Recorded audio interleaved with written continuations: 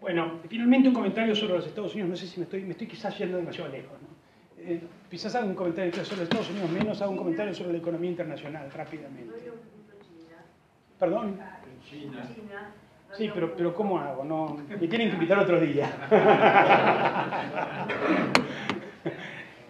Hago un pequeño... Bueno, dos palabras sobre China, la que te preguntó, y quiero ser un señor educado. China ha levantado el copete. La China de hoy no es la China de hace 10 años. Es una China mucho más ambiciosa, mucho más asertiva, mucho más dispuesta a marcar su territorio, su presencia, su importancia en el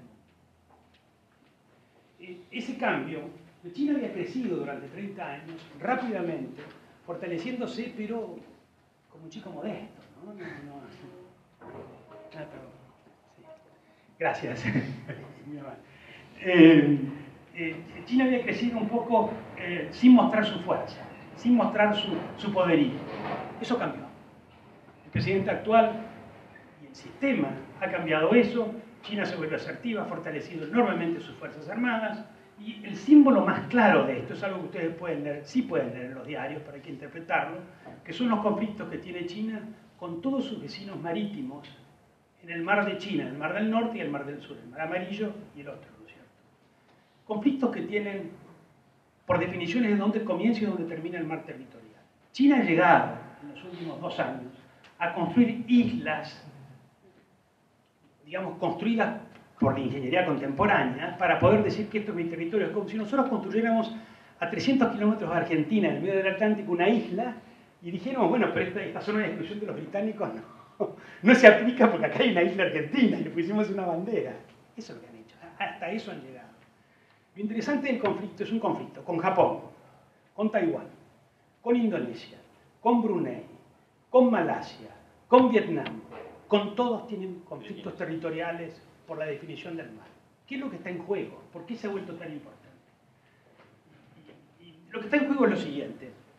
China es un gigante con pies de arcilla en un lugar. La debilidad mayor de China es que no tiene energía suficiente para hacer funcionar su economía.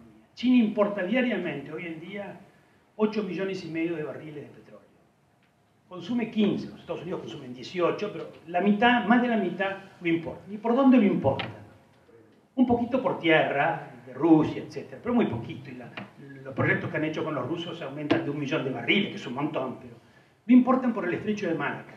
Fundamentalmente por el mar de China, y saben que militarmente, si algún día tuvieron un conflicto con los Estados Unidos, y siempre hay una amenaza de conflicto cuando hay una nación emergente que sube, que se fortalece, que gana ambición, que quiere marcar sus reglas, etc., que los americanos en el lapso de una semana le hacen un bloqueo económico y la ponen de rodillas, porque la dejan sin energía. Entonces, la importancia del mar y de las disputas que tiene China por el mar están basadas en 2 cosas. Por un lado, el control del espacio marítimo, por los riesgos que tiene el transporte. Y segundo, por la sospecha, probada ya en la realidad, de que en esas zonas del mar, que no son muy profundas, son zonas donde, como el Golfo de México, el petróleo está a 300 metros, no es el presal brasileño que hay que ir 2.500 metros. Estamos hablando de una zona de baja profundidad, de que hay petróleo. Y hay petróleo, ya se ha encontrado petróleo. No se sabe si son 200 millones de barriles o 2.000 millones de barriles, están en investigación, las grandes empresas chinas están trabajando, pero también las malayas, también las vietnamíes, todos quieren lo mismo. Entonces, lo importante de esto no es tanto el conflicto en sí, sino lo que representa. Lo que representa es una China que se está volviendo mucho más nacionalista, pero mucho más nacionalista que antes, mucho más asertiva en su poder, mucho más dispuesta a jugar el juego de la pelea del boxeador, te pego si me pegás, ¿no es cierto? Y que está fortaleciéndose militarmente muy rápido en todos los temas que tienen que ver con la cibernética, con los temas misilísticos y con los temas de la Marina. Por eso la base espacial en Neuquén es relevante. Por eso es preocupante, diría yo, más que relevante. Hoy no vamos a hablar de Argentina, pero les cuento, me acaban de regalar hace 3 meses un libro que se llama The Ghost Fleet. Alguno que se interese en los temas militares se los recomiendo. Que es la Tercera Guerra Mundial, escrita por 2 funcionarios muy altos del Pentágono. The Ghost Fleet, la flota fantasma. escrita por dos altísimos funcionarios del Pentágono que escriben el libro como una ficción. ¿Saben cómo comienza la Tercera Guerra Mundial? Con un ataque a los centros de seguimiento espaciales, ¿okay? Como el que tenemos en Neuquén. Así comienza la Tercera Guerra Mundial. Claro, porque lo que cuenta hoy en día es el conocimiento del espacio, el manejo del campo de batalla. Y la guerra para China es misilística y naval, no es de tierra. ¿Con quién se va a pelear? ¿Con Mongolia? Digamos. Bueno, último tema, la economía, y ya termino. Yo creo que todos saben que la economía mundial tiene una serie de problemas. Yo creo que lo más importante es que vivimos un momento inusual.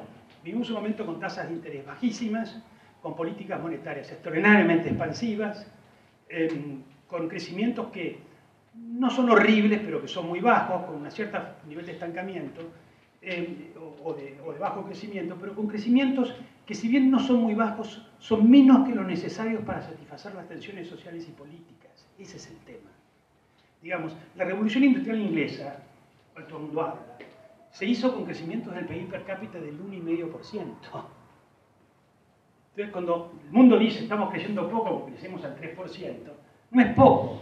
Lo que pasa es que en esa época nadie sabía lo que pasaba. Hoy en día las personas aprietan internet y saben que el otro compró esto, que tiene esto, que los artistas tienen aquello, que en la Avenida Alvear, en Vuitton o en Hermès venden este producto y lo sabés en la Villa 31. La inmediatez de las noticias crea un clima de tensión, de ansiedad, de amargura, de deseo de progreso, pero al mismo tiempo de resentimiento a nivel mundial, no solamente acá. Y eso no lo está resolviendo el crecimiento económico actual. Entonces, está ese problema. La resolución de ese problema realmente no es fácil y es difícil decir cómo va a suceder. Lo que sí podemos decir es que hay dos cosas que hay que tomar en cuenta. Primero, en las circunstancias actuales, los grandes peligros de la economía mundial son la guerra de monedas. Cuando los países no pueden crecer y no encuentran otra forma, y bajaron las tasas de interés al cero, la próxima cosa es devaluar la moneda para que mi país crezca. Y eso ha comenzado a pasar hasta ahora de una forma muy moderada, controlada. Los americanos, el Tesoro americano, llama rápidamente por teléfono a Beijing y les dice, mira, a Pekín, y le dice, por favor, no exageren con la devaluación, porque si no les vamos a cerrar la importación de tal producto. Pero ese peligro está inherente en la estructura actual de la economía mundial. El segundo fenómeno inherente a la estructura actual de la economía mundial es el peligro de la fragilidad financiera. Una de las cosas que poco se discute, y se los dejo como idea, en los últimos 15 años, desde que entramos al satélite hasta ahora, la economía mundial, el PBI mundial ha crecido más o menos 3,5 o 4%. Real. El nominal es 6%. ¿A cuánto ha crecido la tasa de crecimiento del crédito? 12%. Y esto viene desde el año 90. La economía mundial se ha vuelto mucho más financiera que antes. Y se ha vuelto financiera de una forma muy peculiar. Si uno mira los balances de los bancos, antes los bancos tenían 10% prestado al consumo, 50% a la producción y 30%, un porcentaje sí, al negocio inmobiliario. Hoy en día, si usted mira el balance de los bancos internacionales o del sistema bancario mundial, el 80% del crédito está relacionado al sector inmobiliario. Ha habido una transformación de la estructura de activos que tiene un efecto muy importante, porque es un activo que no genera ingresos, es un activo cuyo valor y cuya calidad crediticia depende del valor que le fijen otros. Está muy expuesto a las subidas y a las caídas. Bueno, ese cambio y el hecho de que las finanzas han aumentado en porcentaje del PBI, eran típicamente 3-4% del PBI durante muchos años, hoy en día en muchos países llegan a ser 10-12%. Esos dos cambios producen estos dos grandes peligros. Me parece que en los próximos años lo que podemos ver es que el famoso helicóptero, la política del helicóptero, de tirar plata, de financiar con dinero el déficit fiscal y el gasto público, puede suceder. Nos parece a todos nosotros imposible que una cosa suceda, pero yo creo que esa discusión va a ser profunda y va a suceder en los próximos 12 y 18 meses. Y segundo, hay dos grandes peligros que dije, la guerra de monedas y la fragilidad financiera resultado del cambio en las estructuras de los balances del sector financiero a nivel mundial y la financiarización de la economía que es muy grande. Bueno, yo creo que mejor no sigo más porque lo hacemos otra vez, si les parece.